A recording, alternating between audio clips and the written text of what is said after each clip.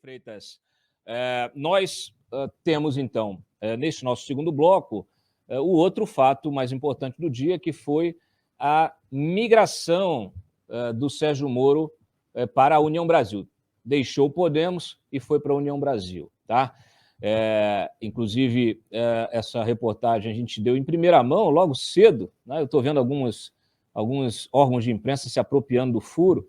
Na verdade, ontem à noite, eu já deixei um artigo pendurado ali, falando da união, a união faz a força, e de como estava agitado esse bastidor. Né? Ontem à noite fui dormir tarde, acordei cedo hoje, por quê? Porque a gente já falava com um cacique daqui, com um deputado parlamentar de lá, com um dirigente partidário de vários partidos, do União, do Podemos, e você percebia claramente que estava em curso já essa manobra aí, essa articulação, né, para saída. Aliás, isso já ficou mais ou menos sinalizado desde a segunda-feira. Essa foto aí que você está vendo é de segunda-feira, do jantar entre o Sérgio Moro e o Luciano Bivar, porque depois desse jantar o Moro soltou uma frase que suscitou muita dúvida, muitos questionamentos aí dos eleitores dele e até dos não eleitores, porque ele disse que estava ali para um projeto, né, e que o Bivar poderia vir como cabeça de chapa ou como vice. Né? Então ficou todo mundo perguntando, peraí, já está abrindo mão da candidatura? Né? Então, eu escrevi esse artigo ontem à noite, porque ele retoma a ideia, que é uma ideia do Bivar. Pode baixar um pouquinho? Isso. Ele retoma a ideia do Bivar, deixa fixo na tela, que é a tentativa de uma construção de um centro democrático, de uma candidatura única que reúna todos esses pré-candidatos desse centro democrático contra os extremos Lula e Bolsonaro. Então, eu já fazia alusão aqui ao fim da janela partidária, amanhã, né, como prazo, né, para o Moro decidir migrar ou não aí para a União Brasil, após recorrentes frustrações. Tá? Aí eu falo da traição na primeira hora, explico que ele, nesses 5 meses, depois de lançar a pré-candidatura, ele passou a compreender um pouco mais o país e também a prática política, e também mostrando, nas conversas recentes, resiliência e determinação em contribuir para o debate público, não importando o cargo. Tá? Então está aqui toda a senha para o que viria a seguir poucas horas depois. Então, ele, nessas conversas com interlocutores, ele parece consciente de que a construção de um projeto nacional alternativo aos extremos populistas passa por uma complexa engenharia de acordos para acomodar vaidades, né, e interesses diversos. Naturalmente, ninguém é sozinho, campanha presidencial não é passeio, né? E a força do sistema, desse sistema que a gente tenta enfrentar todo dia, ela é tamanha e capaz de construir narrativas tão poderosas, né, que até invertem a lógica mais fundamental, transforma psicopatas em estadistas e pessoas razoáveis em corpos estranhos. É a velha máxima do poste mijando no cachorro. Né? Eu já tinha escrito dias atrás que tem sido louvável a iniciativa do Luciano Bivar de tentar construir essa candidatura única, tá? Ainda mais com a participação do Sérgio Moro. Claro, ninguém é obrigado a gostar de ex-juiz, mas o Bivar, e isso na cabeça do Bivar, ele que é advogado, né, e com especialização em educação financeira, ele prefere se concentrar nos 15 milhões de eleitores que manifestam a intenção de votar no Moro, né, contra tudo e todos, sem ignorar os 3 milhões de eleitores do Dória, os 1,5 milhão do Eduardo Leite e 1 milhão de Simone Tebet. Muito menos, né, sem ignorar, né, muito menos os 10 milhões de indecisos. Porque quando a gente olha a pesquisa, isso é muito bom que fique claro, as pesquisas trazem percentuais. 8%, 10%, 1%, 2%, 3,5%. Mas quando você traduz isso em votos, a gente está falando de uma parcela enorme da sociedade. A gente está falando de milhões e milhões de eleitores que têm seu desejo, sua vontade, que se identifica com determinado discurso, com determinada bandeira, e que são eleitores que não podem ser ignorados, que merecem ser ouvidos. E por que não? Se existir uma convergência de pautas desses eleitores, os pré-candidatos devem fazer a sua obrigação e não ficar disputando vaidade. Deve atender ao interesse do eleitor e dizer, olha, esses 15 milhões de eleitores do Moro, esses 3 milhões do Dória, isso aqui dá um contingente de 40 milhões de eleitores. A gente vai abrir mão disso? A gente vai virar as costas? A gente vai ficar brigando entre nós? E os eleitores lá gritando, vários deles estão aqui no nosso chat, são nossos leitores, inclusive. Então, essa gente precisa ser ouvida, essa gente precisa ser representada. Esses eleitores que não querem os extremos, eles estão ansiosos por uma proposta razoável, por um candidato equilibrado, por alguém que tenha minimamente condições de governar um país, né?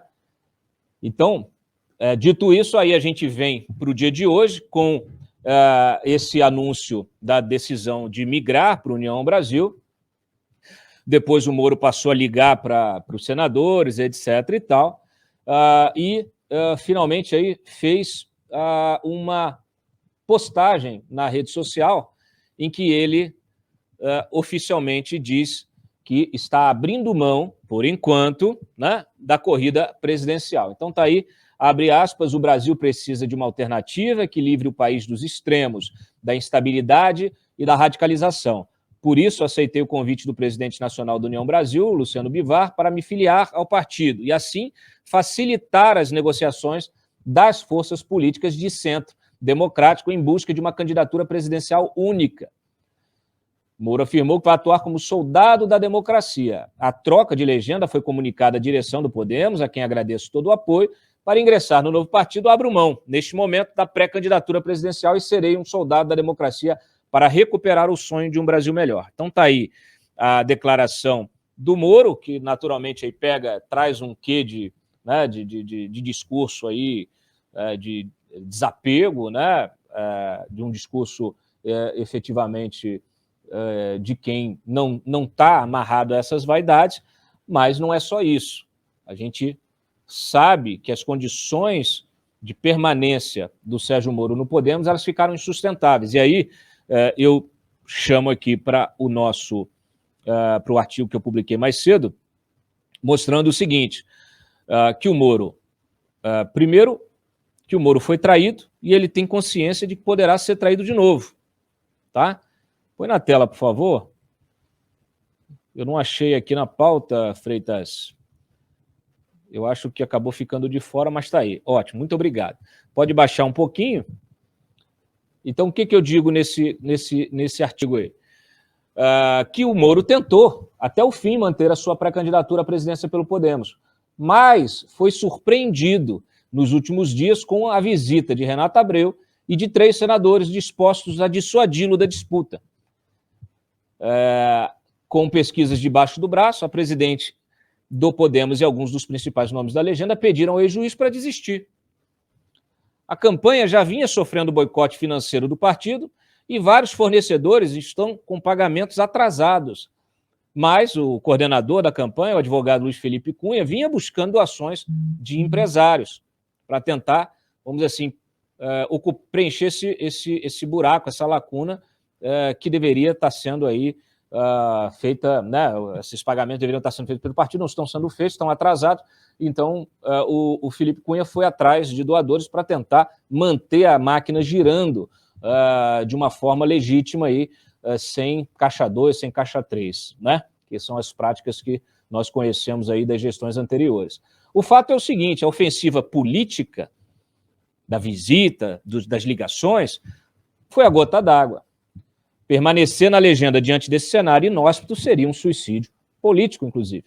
Sem saída, o Moro aproveitou a boa relação construída com o Luciano Bivar e topou migrar para a União Brasil, mesmo sem a garantia de uma candidatura presidencial. É bom que a gente enfatize isso. Ele não tem a garantia, ele está ciente disso. Por quê? Porque tem um grupo liderado pelo ACM Neto, que a gente também publicou a carta do grupo, que rejeita a candidatura presidencial e só admite a filiação desde que o Moro seja um candidato proporcional, aí, dispute deputado e no limite dispute o Senado, no limite, mas nunca a presidência da República. A turma do ACM, Ronaldo Caiado, a turma dele. Só que é o seguinte, na executiva nacional do partido, o Luciano Bivar tem a maioria. Claro, precisa, só que essa construção é uma construção que precisa ser negociada internamente, porque ele não pode rachar o partido que acabou de ser constituído. Então aí vai da habilidade, né, da viabilidade e da habilidade. Mas aí isso é uma coisa para mais adiante. O que interessa aqui, o ex-ministro tem apenas a palavra do Bivar, que ainda insiste na construção desse projeto conjunto, como a gente mencionou.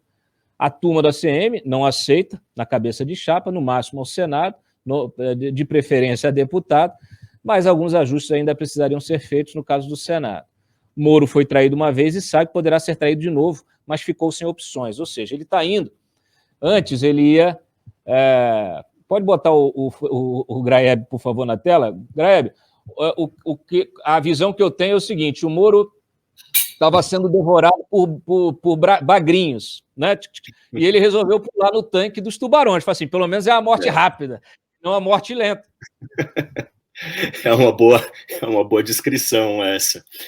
Eu acho que, assim, o Moro no Podemos está numa situação muito complicada, porque como é que você vai concorrer à presidência pretendendo ganhar, tendo, sei lá, 20 segundos que ele ia ter para expor o projeto, para expor a vida dele, para desfazer as impressões negativas que muita gente pode ter dele, enfim.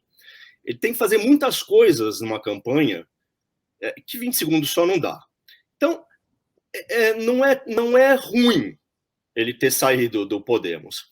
Eu acho que, assim, você fala que é traição. É verdade, é traição.